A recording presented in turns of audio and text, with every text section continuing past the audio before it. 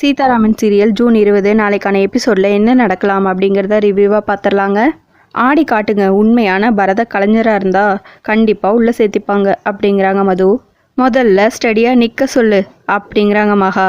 ஏ தையல் உன் மாஸ்டர் ஆட சொல்லு பார்க்கலாம் அப்படிங்கிறாங்க ராம் தங்கச்சி. ஒரு குத்தாட்ட போட சொல்லு, என்ஜாய் பண்ணலாம் அப்படிங்கிறாங்க. மாஸ்டர் ப்ளீஸ் மாஸ்டர் நீங்கள் ஆடுங்க அப்படிங்கிறாங்க சீதா. திரும்பவும் மாஸ்டர் ட்ரிங்க்ஸ் பண்ணிவிட்டு அப்புறமா ஆட ஆரம்பிக்கிறாரு. சும்மா வேறு லெவலில் பர்ஃபார்மன்ஸ் அப்படியே தெறிக்க விட்டுறாரு மாஸ்டர். லாஸ்ட்டில் டன்னா அப்படிங்கிற மாதிரி அவங்க எல்லாரையும் பார்த்து கேட்குறாரு. எல்லாரும் அப்படியே ஆச்சரியமாக பார்த்துட்ருக்காங்க. மாஸ்டரை வீட்டில் தனியாக ஒரு இடத்துக்கு கூட்டிகிட்டு போகிறாங்க. மாஸ்டர் ஒரு இடத்துல சேர் போட்டு உட்காந்துடுறாரு. அதுக்கப்புறம் அவரோட அசிஸ்டண்ட் வராங்க. சாரி மாஸ்டர், கொஞ்சம் லேட் ஆகிடுச்சு அப்படின்னு சொல்லிட்டு ஒரு பாட்டிலை கொடுக்குறாங்க. உடனே மாஸ்டரும் நீ எப்பவும் லேட்டாக தானே வருவ அப்படிங்கிறாரு. சீதா அப்படியே துறையை பார்த்து முறைக்கிறாங்க. மாஸ்டர் நீங்கள் எதுவும் தப்பாக நினைக்காதீங்க, இந்த வீட்டில் இருக்கிறவங்கெல்லாம் அப்படி தான், கொஞ்சம் கூட இங்கே தான் தெரியாதவங்க. குறிப்பாக அந்த மகாலட்சுமி இருக்காங்களே, அவங்க தான் இந்த போட்டிக்கே காரணம் அப்படிங்கிறாங்க சீதா. அதான் பார்க்கும்போதே தெரியுதே, நீ எதுக்கும் பயப்படாத அப்படிங்கிறாங்க மாஸ்டர்.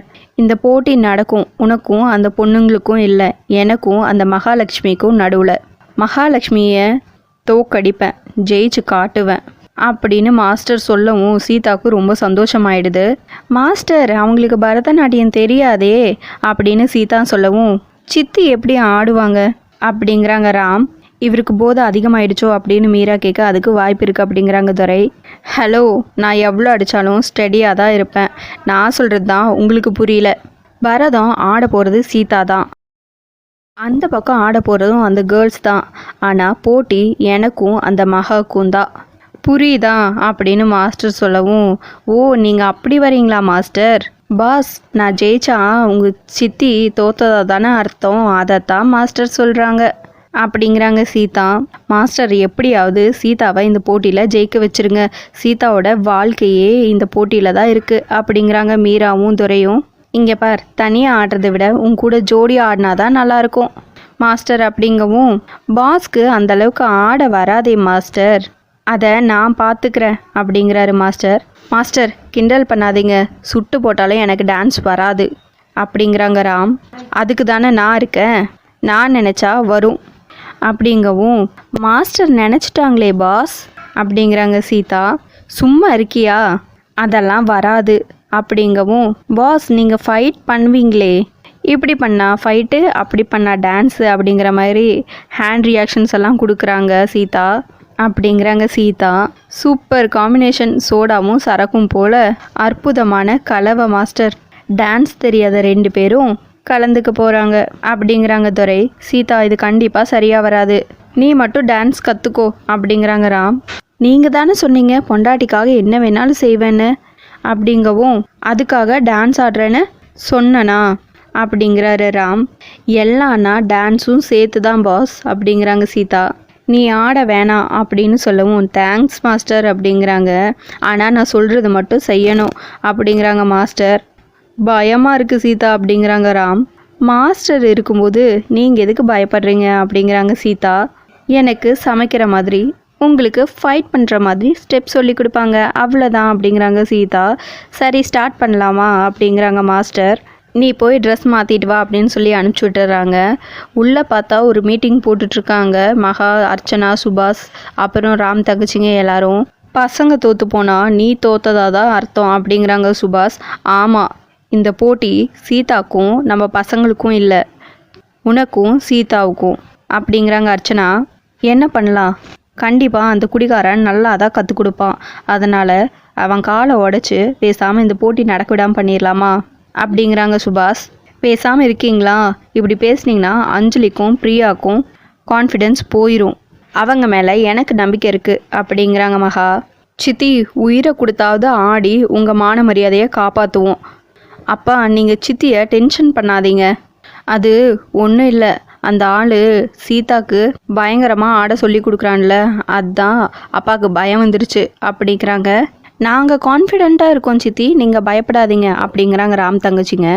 அந்த தையல்காரி ஜெயிச்சிட்டா நான் கண்டிப்பாக உயிரோடவே இருக்க மாட்டேன், எதுக்கு இருக்கணும், அதை விட அசிங்கம் வேறு என்ன இருக்குது அப்படிங்கிறாங்க மகா. கரெக்டாக அந்த டைமில் மகா செட் பண்ண மாஸ்டர் வராங்க. எல்லாரும் பயமாக இருக்குது அப்படின்னு சொல்லி ஜெயா மாஸ்டர் கிட்ட சொல்லிட்டு இருக்காங்க. சீதாக்கு கற்றுக் கொடுக்க போகிறது வேற மாதிரி ஆடுற ஒரு மாஸ்டர் அப்படிங்கிற மாதிரி சொல்கிறாங்க. அதனால் என்ன, பரதத்தையே கரைச்சி குடிச்சவன் இந்த ஜெயா மாஸ்டர் அப்படிங்கிறாங்க. நீங்கள் இப்படி பயப்படுறது என்ன, என் மேலே நம்பிக்கை இல்லாமல் என்னை அவமானப்படுத்துகிற மாதிரி இருக்குது அப்படிங்கிறாங்க ஜெயா மாஸ்டர். நான் 2 வயசுலேருந்து ஆடிட்டுருக்கேன். நான் ஆடாத நாடே இல்லை. இந்த உலகத்தில் எல்லா இடத்துலையும் என் சிஷ்யர்கள் இருக்காங்க. என்னை ஜெயிக்க ஒருத்தர் பிறந்துதா வரணும் அப்படிங்கிறாங்க மாஸ்டர். கற்றுக் கொடுக்க விடாமல் அவரை அனுப்ப முடியுமா அப்படின்னு மகா கேட்க, நான் தான் இவங்களுக்கு கற்றுக் கொடுக்குறேன்னு தெரிஞ்சா அவரே கிளம்பிடுவார் அப்படிங்கிறாங்க மாஸ்டர். அந்த குடிகார மாஸ்டர் யாருன்னு பார்ப்போம் அப்படின்னு சொல்லவும், அந்த ஆளை சாதாரணமாக நினைக்க முடியல, அவர் ப்ராப்பராக பரதம் ஆடுறாரு அப்படிங்கிறாங்க மகா. உங்களுக்கு பரதம் தெரியுமா, ப்ராப்பராக ஆடுறாருன்னு சொல்கிறீங்க அப்படிங்கவும், ப்ராப்பராக பரதம் ஆடுறாருன்னு மட்டும் தெரியுது அப்படிங்கிறாங்க மகா. அவர் ஆடட்டும், ஆனால் ஜெயிக்க முடியாது. அஞ்சலிக்கும் பிரியாவுக்கும் ட்ரைனிங் கொடுக்கறது நான். அவரை எனக்கு தெரியாது, ஆனால் என்ன அவருக்கு தெரிஞ்சிருக்கும்ல. என்ன தெரியாத பரத மாஸ்டரே சென்னையில் இருக்க முடியாது. என்னை பார்த்ததும் எப்படி கூனி குறுகி நிற்க போகிறாருன்னு பாருங்க, யாருன்னு பார்க்குறேன் வாங்க அப்படின்னு சொல்லிட்டு ஜெயா கூட வீட்டில் இருக்கிற எல்லாரும் போகிறாங்க. இன்னொரு பக்கம் சீதாவோட மாஸ்டரை பற்றி புகழ்ந்து பேசிகிட்டு இருக்காங்க துரை. அந்த நேரத்தில் கரெக்டாக மகாலட்சுமி கேங்க் வருது. மாஸ்டரை பார்த்ததுமே அந்த ஜெயா மாஸ்டர் ஓடி வந்து, குருஜி என்னை ஆசீர்வாதம் பண்ணுங்க அப்படின்னு சொல்லிட்டு ஆசீர்வாதம் வாங்குறாங்க. நீங்கன்னு தெரியாமல் நான் வந்துட்டேன், நான் கிளம்புற குருஜி அப்படிங்கிறாங்க ஜெயா மாஸ்டர். மாஸ்டர் ஸ்டூடெண்ட் எடுத்து ஏன் ஸ்டூடெண்ட் போட்டி போடுறது அவ்வளோ சரியா இல்லை அப்படிங்கவும், ஜெயா இதில் என்ன இருக்குது, உன் ஸ்டூடெண்ட் அவங்க ஜெயித்தாலும் எனக்கு பெருமை தான் அப்படிங்கிறாரு மாஸ்டர். உடனே சீதா, அப்போ நான் தோத்தாலும் உங்களுக்கு பெருமையா? தப்பு மாஸ்டர் அப்படிங்கிறாங்க சீதா. மாஸ்டர் உங்களை நம்பி தான் நாங்கள் ப்ராக்டிஸ் பண்ணுறோம் அப்படிங்கிறாங்க ராம். சீதா, நான் என்ன சொல்கிறேன்னா, ஜெயா என் ஸ்டூடெண்ட், நீங்கள் எல்லாருமே என் ஸ்டூடெண்ட்டு தான், எல்லாரும் எனக்கு ஒன்று தான் அப்படிங்கவும், அப்போ சரி போட்டி போட்டு பார்த்துடலாம் அப்படிங்கிறாங்க சீதா. மாஸ்டர் நான் கிளாஸுக்கு போட்டுமா அப்படின்னு பெர்மிஷன் வாங்குறாங்க ஜெயா மாஸ்டர். சரி டைம் வேஸ்ட் பண்ணாதீங்க, போங்க ரிஹர்சல் கொடுங்க அப்படிங்கிறாங்க மாஸ்டர். ரொம்ப பெரிய மாஸ்டர், அவர்கிட்ட கற்றுக்கிட்டு தான் நான் இவ்வளோ அவார்ட்ஸையும் இவ்வளோ போட்டிலையும் ஜெயிச்சிருக்கேன் அப்படிங்கிறாங்க ஜெயா மாஸ்டர். இதை கேட்ட சுபாஷ் உடனே, எதுக்கு போட்டியெல்லாம் வச்சுட்டு பேசாமல் சீதா தான் ஜெயிச்சான்னு சொல்லிடலாம் அப்படிங்கிறாங்க. அவர் தான் எனக்கு மாஸ்டர், ஆனால் இப்போ ஆடினா நான் தான் ஜெயிப்பேன், ஏன்னா அவர் இப்போது குடிக்கு அடிமையாயிட்டாரு. பிரியாவும் அஞ்சலியும் சின்ன வயசுலேருந்தே பரதம் கற்றுக்குறாங்க, ஆனால் சீதா ராம் அப்படி இல்லை.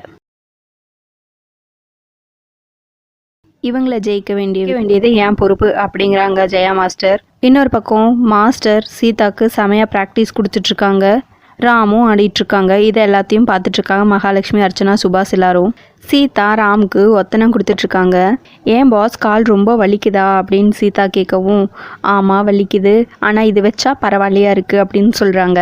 சீதா, உனக்கு எப்படி இதெல்லாம் தெரியும் அப்படின்னு ராம் கேட்கவும், எது பாஸ் பரதமா அப்படின்னு கேட்குறாங்க சீதா. இல்லை, இந்த ஹாட் வாட்டரில் கிளாத்தை எடுத்து வச்சா சரியாக இருக்கும்னு எப்படி உனக்கு தெரியும் அப்படின்னு ராம் கேட்கவும், அதுவா நான் கபடி விளையாண்டுட்டு வரும்போது எங்கள் அம்மா இப்படி தான் பண்ணுவாங்க அப்படிங்கிறாங்க சீதா.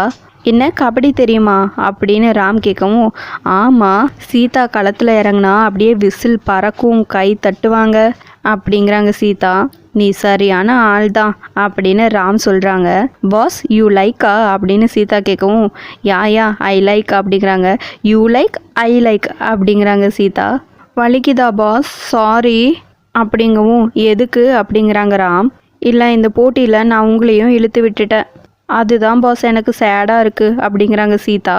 எனக்கு நீ எவ்வளவோ பண்ணியிருக்க, நான் உனக்கு இது கூட பண்ண மாட்டேனா அப்படிங்கவும், பாஸ் ஒன்ஸ் மோர் அப்படிங்கிறாங்க சீதா. ப்ளீஸ் டெல் பாஸ் அப்படிங்கிறாங்க சீதா. திரும்பவும் அதே மாதிரி சொல்கிறாங்க ராம். பாஸ் தோத்துட்டோம்னா அவ்வளோதான் பாஸ், ரொம்ப பெரிய சிக்கலாயிரும் பாஸ் அப்படிங்கிறாங்க சீதா. சீதா, உங்ககிட்ட எனக்கு பிடிச்சதே இந்த தைரியம்தான், எப்போவுமே தைரியத்தோடு இருப்ப, அதுதான் இப்போ வேணும் அப்படிங்கிறாங்க Ram. Okay boss, I never give up அப்படிங்கிறாங்க சீதா. ஒத்தனம் கொடுத்தாலாம் இந்த வழி சரியாகாது, பாட்டு பாடினாதான் சரியாகும் அப்படிங்கிறாங்க ராம். அப்போ நீங்கள் பாடுங்க, கூட சேர்ந்து நானும் பாடுறேன் அப்படிங்கிறாங்க சீதா. வழி நெடுக காட்டுமல்லி சாங் போட்டு இந்த எபிசோடை முடிச்சிட்டாங்க. இந்த வீடியோ பிடிச்சிருந்தா லைக் பண்ணுங்கள், ஷேர் பண்ணுங்கள், கமெண்ட் பண்ணுங்கள். தேங்க்யூ.